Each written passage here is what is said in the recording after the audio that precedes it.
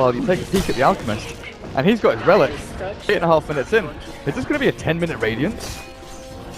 I mean, at first rates, it probably will be. And I was discussing how draft round you're going against the Alchemist draft because you shut them down before the Alchemist gets farming. But if you've killed 2 or 3 towers and he's got Radiance, it's probably not enough shutting down. You're going to have to deal with the Alchemist.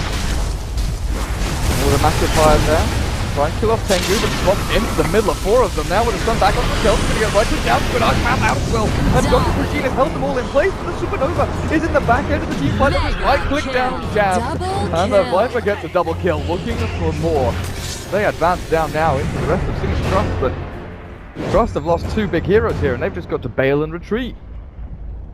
This Viper is just everything in this game so far. I think keeping the game alive, because I don't think there's another hero that could just, okay, I'll level up Corrosive Skin and charge into you. And that's, Viper keeps doing that, just like seeing the entire enemy team and just running into them and Viper striking someone and killing them.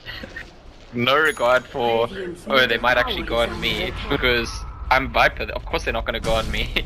And it's a Viper with, it's an offlane Viper with mech done. This is crazy, it's 10 minutes in. Yeah, it's pretty damn good. And again, we should go back to that level 1 rush, which very nearly went the other way. The Aegis went the other way, but I think because the last it goes their way, having that 1 level advantage at the beginning of the lane stage really made a difference to all of their lanes. Radiance is complete. If the courier hadn't been wandering itself down towards bottom lane, the Alchemist would have had it already. 10 minutes on that Radiance timing, while MyPro is still yet to throw the Sonic Wave out this game. So he's just wandering himself up towards the... And towers, something that Trust can take with relative ease at least. Yeah, and it looks like it is actually going to be a mech on the Nature's Prophet, so they're committing quite hard to their group up and push around the Drow strategy. I think they recognize that if the game goes later, it's quite difficult for them to get out of control, and he's coming in right now.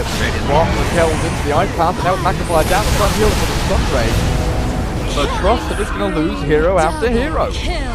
NGE literally just walk into that fight and say, good night, we'll kill 3 of you, the rest of you get the hell out, this is our lane now. And by the way, when you give Alchemist the double kill, he gets 1,600 gold because he's Alchemist. So he's on his way to his next item. And then he goes into the jungle and farms up a couple more camps and he's on 2,000 gold. Look, he's literally going to have 2,000 gold after just finishing Radiant 1 minute ago. One minute. That's 2,000 gold per minute in the past minute. This is the thing, I feel like the reason this hero is making a bit of a comeback in some games is exactly, like, it got nerfed from extraordinarily ridiculous to just a bit ridiculous, and sure, teams know how to deal with it better, and the gold gain is like slightly slower, but it's still pretty absurd when you get this kind of game. It still feels like, how is this a Dota hero? This is not fair, why is this in my game? Radiance and Boots of Travel. Just going to be the Manta Octarine build then, and try and split push and just be annoying. Yeah, I don't see why not. I think that's going to be a strategy that's near impossible for Signature Trust to deal with actually with their lineup. Like sure, if they group up they'll be able to kill Alchemist Delusions all day with their high attack damage, but in terms of pushing the map in, getting map control and eventually going high ground, it's going to be very, very difficult if their lanes are constantly all being pushed by Alchemist Delusions. Yeah. So Alchemist is level 11, right? Look at the level of the Drow Ranger. Look at the level of the Witch Doctor. Oh dear, Drow has just popped level 7, but Witch Doctor yet to reach that level 6 point. No Death Ward, nothing like that, and then 10,000 net worth on this Alchemist. Now this, usually with Alchemist drafts, it's kind of inflated, right? The Alchemist has the vast majority of the gold on the team. He's still doing a relatively good job at keeping this Viper farmed as well. He's finished off his treads with the mech done, and I'm just wondering when they head themselves into the next Roshan, because it's going to be pretty good for them to take as well.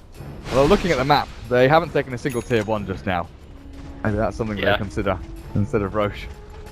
Yeah, I agree. I think they take the tier 1 bots in mid. Well, they're looking at that tier 1 bot right now. They probably get it because they've got Liquid Fire, and Alchemist isn't there, but Liquid Fire is actually like such a ridiculous skill as well. It's probably the only skill in the game for me that says it basically communicates to the tower you're gonna die in 1 push. You need 1 creep wave plus a Jakiro, and you kill a tower pretty much for 4 HP. The tower just can't protect itself. It needs someone else to save it. It cannot protect itself. Oh, a little defenseless tower. Alchemist now He just spent another 2,000 gold, and there's a Yasha incoming to him with his stun thrown out onto Boombell. There's no TT, and the Chain Frost is going to bounce actually back onto Jab. He's got a Supernova to throw out here as well. The Boombell dropping so low, they're pushing down the egg, and it's Easter over for that Phoenix. Again, 2 heroes gone, and Trust just keep pushing in onto these towers without any reasonable force. They get nothing out of it except their own deaths. And looks like the Lich is actually going for a medallion here, so that's gonna make their rushing power even better when they decide to go for the rush. Illusion. It's not often that I switch back to gold per minute tab every 30 seconds or something. I'm beginning to be obsessed with this Alchemist and how quickly he's going. 842. Let's see if he can get up to 1,000. There's the Liar. And he's got his Manta Style soon. He's just farming through creep waves and caps and everything he can find. Well, Trust, they know that Roshan is alive, of course. Well, it's going to be alive anyway, but they're just keeping the illusion in there to make sure there's no go from NGE sneakily into that pit, while the Liar down at bottom lane, his ulti has run out. He's actually looking for a jump onto Mypro here. Ooh, that damage jab, but a couple of punches. Is Mypro dead? He can't blink away. Ooh. Yeah, he tried to gank him the same way at the top lane, and that time the Queen of Pain saw him coming and blinked away, but if you don't get the blink off, you die to that. That's as simple as that. And look, this is like, he's up to Queen of Pain 2,000 meant to be a gold hero again. that, like, it dominates the Alchemist in lane. It's meant to, it didn't this game. It's also meant to just get the Orchid and then gank the Alchemist many times, but like, Queen of Pain is like not even close to Orchid, and by the time Mypro finishes Orchid, there's gonna be a Manta Star already on this Alchemist. Very true. And you look at the Orchid and you think, well, maybe you look for the Venge or the Lich or something like that, but they are not key targets. This Vengeful Spirit, technically the one role, technically the carry here for NGE. Not so great on the net worth or the actual itemization, but still keeping par with the Power Ranger is perfectly fine. And of course, it's all about the scaling. You know, Vengeance Aura, Wave of Terror, the stun is decent, but it's just ramping up this Alchemist, giving him as much as you possibly can. There's Fame out down the bottom lane. The Liar is going to stun himself, and the Witch Doctor will attempt to TP away. The complete is there, so the Alchemist doesn't get in. Any further kills, like Kells will also retreat himself away, but just look, Manta, Radiance, Boots of Travel, 1,500 gold again. Right. Octarine Core is not too far away, and there goes the full 5-man disconnect. Land Cafe is dead. Rip. Yeah. Hopefully they'll be able to sort this out, because okay, yeah, they're coming back, because game looking pretty good for the Vietnamese team right now. I wanted to ask you, do you think that it's likely that the Alchemist will overtake the entire Signature Trust team in net worth? Because right now he's at 15k, Signature Trust at 21k. I feel like he's gaining on them. It's like his net worth might overtake an entire team's net worth. It's already, I think, he's about even with the rest of his team. They've got another 15k between them. Crazy.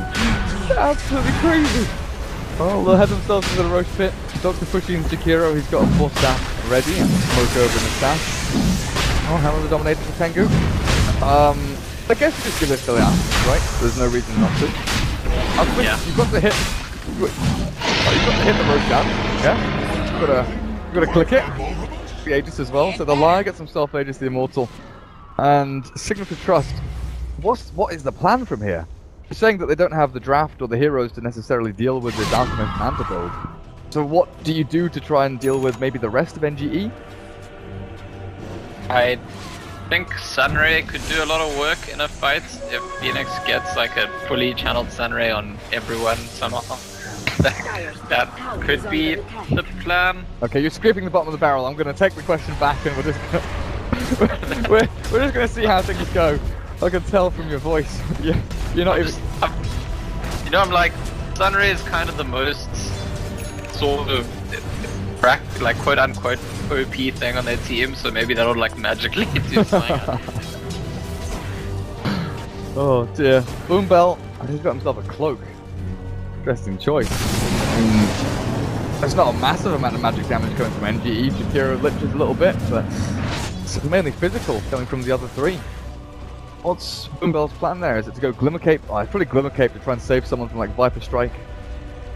The vengeful swap. See what he does. Jabs. 100 gold is saved up on him.